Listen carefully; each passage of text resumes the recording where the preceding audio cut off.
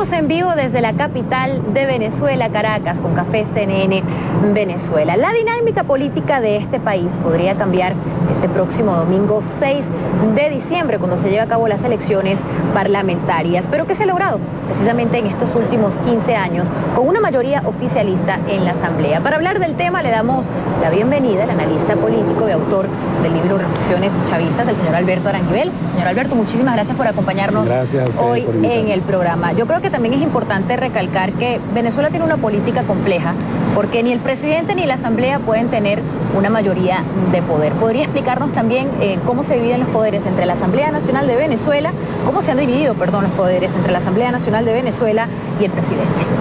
Bueno, fíjese, es que lo que sucede es que en Venezuela nosotros estamos atravesando por un proceso de transformaciones profundas. No se trata de un asunto de una gestión de gobierno, nada más lo que nosotros estamos experimentando, sino que estamos asistiendo a una transformación del Estado.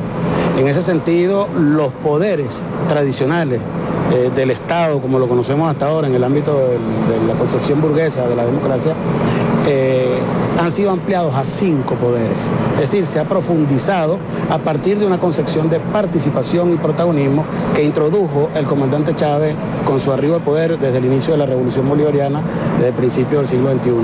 Esa transformación tiene que ver no solo con lo político, sino con lo social, con lo cultural y con todo el estamento del Estado.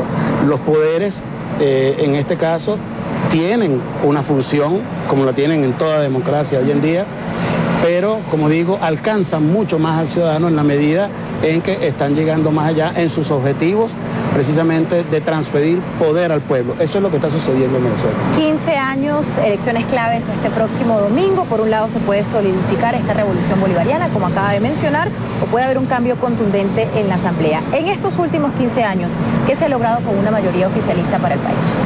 Bueno, fíjese, se ha logrado muchísimo porque el país, como le he dicho, se está transformando mucho más allá del ámbito político.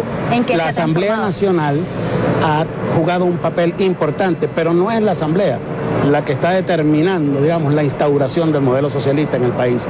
Es un elemento importante en la medida en que es la representatividad popular la que ahí se está ejerciendo.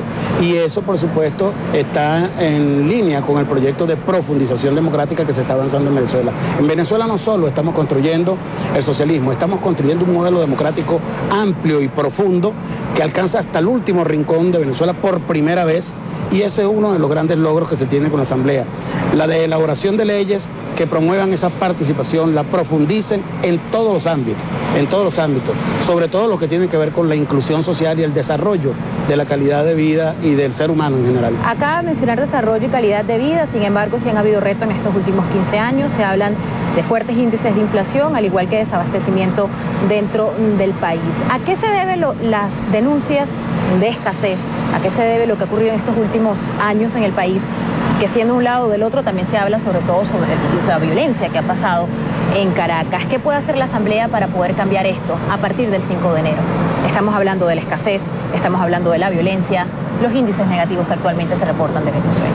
Bueno, fíjese, precisamente la Asamblea, como cualquier otro poder, de los 5 poderes en los que hoy está constituido el Estado venezolano, es determinante en la medida en que contribuya al fortalecimiento y a la profundización de la paz social. Si nosotros tenemos poderes enfrentados, entramos en un proceso crítico de degradación de la sociedad, de retroceso en los avances sociales que hemos tenido, y eso sería el peligro que tendríamos, por ejemplo, con esta elección que se avecina este próximo domingo. En la medida en que la sociedad toda se incorpore bajo una misma idea, no desde el punto de vista partidista, sino de salvaguarda de la paz social que hemos logrado hasta ahora. La revolución ha transcurrido no solo con este proceso electoral que se avecina, sino con más de 19 procesos electorales que se han llevado a cabo, incluyendo los sindicales, etcétera, que se han dado, son mucho más de 20. Y en ellos se ha logrado asegurar la paz y la tranquilidad social, que es un gran logro de la democracia, del modelo democrático. Bueno, yo creo que ahí sí podemos estar todos de acuerdo que más allá de una unión partidista, los venezolanos quieren que no haya escasez, los venezolanos no quieren que haya violencia, como usted comenta, los venezolanos quieren que haya paz. Hablando de los escenarios que pueden pasar a partir del 5 de enero, señor Aranguibel, ¿qué se puede hacer para lograr precisamente esta unión entre ambos partidos y poder cambiar un poco este panorama que tenemos social dentro del país?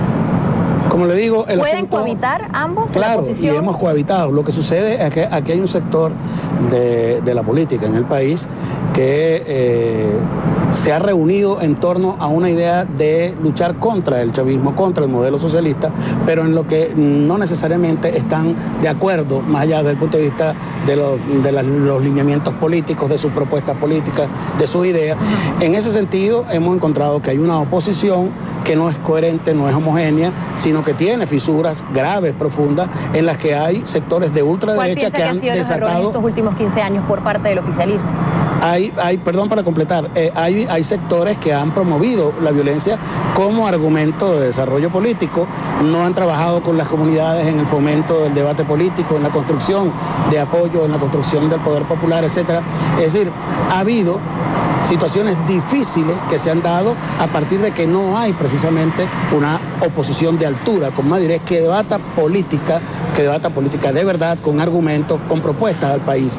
Ese es uno de los grandes problemas y de los grandes retos que tiene la construcción de la democracia que está avanzando la revolución. Acaba de mencionar la palabra violencia. Para algunas personas también esta palabra ha sido clave o latente durante la campaña de las parlamentarias. Se mencionó hace algunas semanas las palabras del presidente Nicolás Maduro, que en caso de que se pierda por parte del oficialismo las elecciones parlamentarias, el oficialismo o el chavismo podría salir a las calles.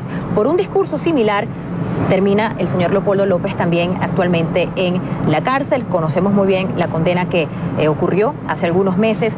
¿Cuál fue la diferencia entre el discurso del presidente Nicolás Maduro y el discurso de Leopoldo López? Se lo digo muy rápidamente. ¿Por qué hubo una repercusión al señor López y hasta el momento no ha habido para el señor Nicolás Maduro? Porque el discurso de Leopoldo López fue un discurso contra la Constitución, contra la legitimidad del gobierno, que generó 43 muertes.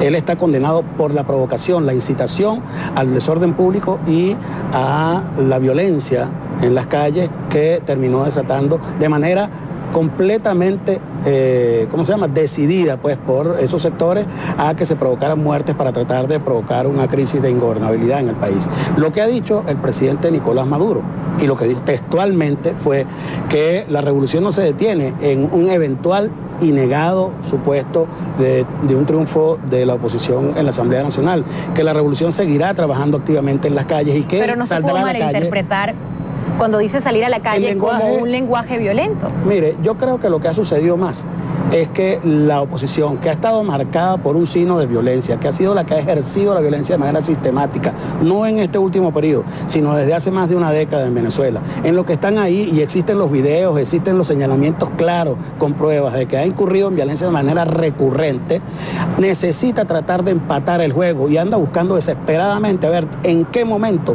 aparece, ya primero en el discurso del comandante Chávez y luego ahora en el discurso del presidente Maduro, alguna frase que ellos pudieran tratar de colocar como para empatar esa circunstancia terrible y tenebrosa de la violencia que han desatado ellos.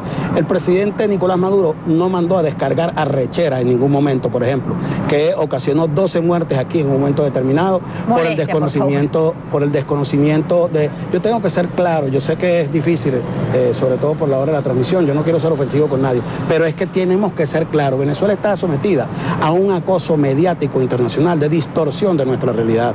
Usted ha llegado a Venezuela y se ha dado cuenta de lo que hay aquí. Aquí no hay la hecatombe social que están vendiendo a través de los medios. Sin embargo, sí hay una politización dentro del país, está bien, existen índices de violencia, existen índices de escasez. Pero en México existen mucho más índices de violencia, en Colombia también hay mucho más pobreza. Sin embargo, aquí son un poco más altas que las de México. No, perdóneme, no, en lo absoluto. Aquí no cuelgan a los cadáveres en los puentes como hacen en México casi todos los días. De violencia. Bueno, pero es que no se trata de competir en muertes. Por supuesto que no. Yo creo que todos estamos de acuerdo que no queremos ese tipo de competencia. Exactamente, ese es el punto. Lo que le quiero decir es que eso no es atribuible, en todo caso, al discurso del presidente Nicolás Maduro, que en todo caso lo que ha sido una persona que ha ejercido su derecho al liderazgo político que él tiene como responsabilidad, porque no solo es presidente de Venezuela, sino el presidente del Partido Socialista Unido de Venezuela. Señor Aranguibel, en solo minutos también vamos a tener una entrevista, una sección de la entrevista que realizó Patricia Yaniot a Tibisay Lucena para hablar precisamente sobre el oficialismo, lo que han logrado estos últimos 15 años y también de estas elecciones del próximo domingo. Muchísimas gracias por acompañarnos. Un placer. Muchísimas gracias por estar con nosotros aquí desde Venezuela y seguimos con más en vivo desde Caracas. Recuerden, por favor, el hashtag donde pueden encontrar más información de esta cobertura, comenzando desde las 6 de la mañana y culminando con Patricia Yaniot en la noche. Venezuela Voto 2015.